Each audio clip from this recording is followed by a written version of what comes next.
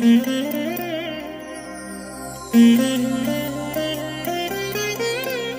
దినం పరము నుండి దిగివచ్చు మాట. ఇది నీ జీవితానికి వెలుగుల బాట. నీ ఒడిలో ఉంచబడిన దీవెనల మూట, అద్భుతాల ఆనంద ఊట. ఆగస్టు 29. సంవత్సరమంతా మీరు బైబిల్ చదివి ముగించడానికి ఈరోజు మీరు చదవలసిన లేఖన భాగము ఉదయం 126, 127 మరియు 128 కీర్తనలు.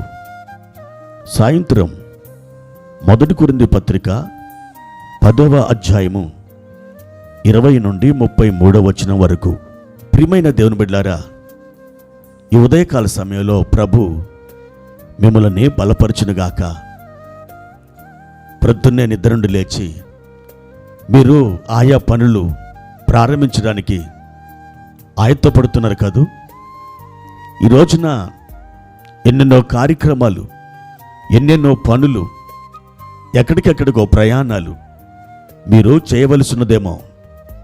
అయితే ఈ ఉదయకాలమున వాటన్నిటినీ సమర్థవంతంగా చేసి ముగించడానికి ఆయన సన్నిధిలో కొంత సమయం మీరు గడిపారా?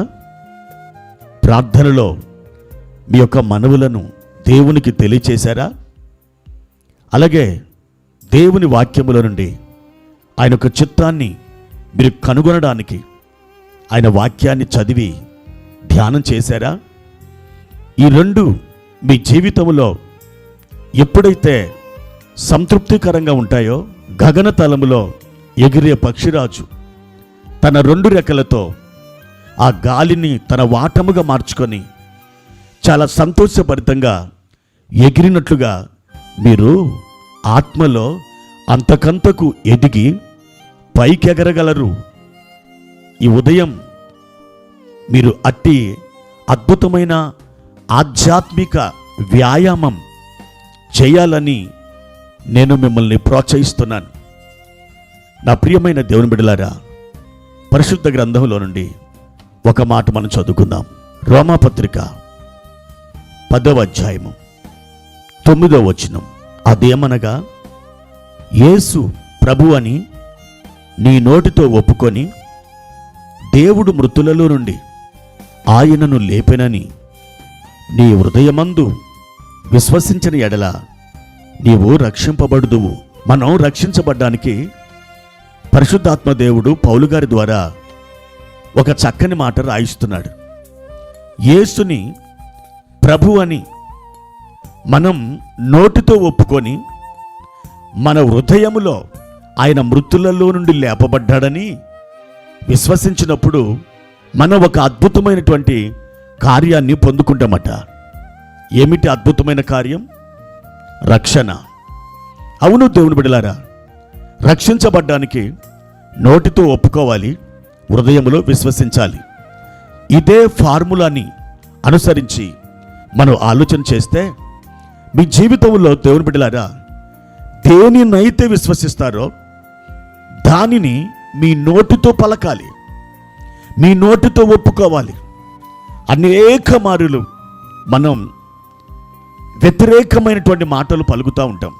నేను బ్రతకను, నేను జయించలేను, నేను బాగుపడలేను, నా పరిస్థితులు ఇక మారవు, నా ఇంటిలో సమాధానం ఇక రాదు, మా ఇంటిలో ఐక్యత ఉండదు, ఎవరి దారి వారిదే, మా పరిస్థితులన్నీ కూడా నిరాశజనకంగా ఇలా ఉండిపోతున్నాయి, నా జీవితంలో ఎన్నో ఏండ్లను చూస్తున్నాను, కనీసం కొంచెమైనా మార్పు రావట్లేదు. ఇలా ఎన్ని మాటలు మాట్లాడతామో. ఈ మాటలన్నీ మన నోటు గుండా ఎలా వస్తుందో తెలుసా? వాటిని నోటు గుండా మనం పలకక మునుపు మన హృదయంలో ఆలోచనలుగా భద్రపరుచుకున్నాం. అవును దేవుని బిడ్డలారా, మీ జీవితాన్ని ఫలభరితంగా జయప్రదంగా మార్చేటివి ఏంటో తెలుసా? మీ హృదయంలో ఉన్నటువంటి తలంపులు లేదా ఆలోచనలు.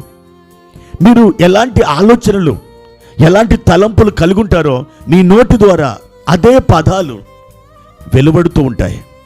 క్రీస్తునందు దేవుని బిడ్డలారా, మీరు మీ జీవితంలో ఏ తలంపులు కలిగి ఉన్నారో ఒకసారి ఆలోచన చేయండి. మంచి తలంపులు కలిగి ఉండండి. దేవుని వాక్యాన్ని మీ హృదయంలో నింపుకొనండి. ఆ మాటల్ని, ఆ వాక్యాన్ని మీ నోటు గుండా పలకండి. ఆ విధంగా పలుకుతున్నప్పుడు ఆ వాక్యం యొక్క శక్తిని, ఆ వాక్యం యొక్క అభిషేకాన్ని, ఆ వాక్యం యొక్క మహిమను మీరు అనుభవిస్తారు. ఇక్కడ ఈ 9వ వచనంలో 2 పదాలు మనం గమనించాలి. నోటితో ఒప్పుకొనుట, హృదయములో విశ్వసించుట.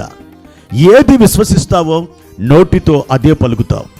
నోటితో ఏది పలుకుతున్నావో హృదయములో దానినే విశ్వసించావు.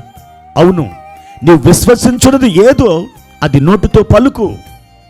ఆ నోటితో పలుకుతున్న ఆ మాట నీ హృదయములో మంచి తలంపులై ఉండాలి, మంచి ఆలోచనలై ఉండాలి. సాతానికి ఊతమిచ్చే మాటలు కాదు, దేవుడు మహిమనొందే మాటలు, దేవుడు నీ జీవితాన్ని ఆశీర్వదించగల మాటలు నీ నోట గుండా వెలువడునుగాక. అప్పుడు మీ జీవితం దేవునికి మహిమకరంగా ఉంటుంది. మీ ద్వారా అనేకులు ఆనందించగలుగుతారు. కాబట్టి దేవుని బిడ్డలారా, మీరు నోటితో ఏం పలుకుతున్నారు? మీరు ఏమో పలుకుతున్నారు. ఆ పలుకుతున్న మాటలనే పలకక ముందు మీరు హృదయంలో ఆలోచనలుగా, తలంపులుగా కలిగి ఉన్నారని మీరు తెలుసుకోవాలని నేను మీకు ప్రేమతో మనవి చేస్తున్నాను. దేవుని వాక్యాన్ని మాట్లాడండి, దేవుని వాక్యాన్ని విశ్వసించండి. అప్పుడు మీరు అద్భుతాలు చూస్తారు. ప్రార్థన. పరిశుద్ధుడా, ప్రేమ కలిగిన తండ్రి, మీ ఘనమైన ఉన్నతమైన నామానికి స్తోత్రాలు. ప్రభువా, మా హృదయాలలో మంచి ఆలోచనలు, మంచి తలంపులను మేము కలిగి ఉండడానికి సహాయం చేయండి. మా తండ్రి, ఈ ఉదయకాల సమయంలో ప్రతి బిడ్డను మీరు దర్శించి మీ దీవెనలతో నింపి మీరు వర్ధల చేసి మహిమ పొందమని అడుగుచుంటున్నాం. మీ కృప అపరిమితముగా మా ప్రియులని కమ్ముకొనుగాక. మీరే మహిమ పొందమని యేసు నామములో అడుగుచున్నాను తండ్రి. ఆమెన్.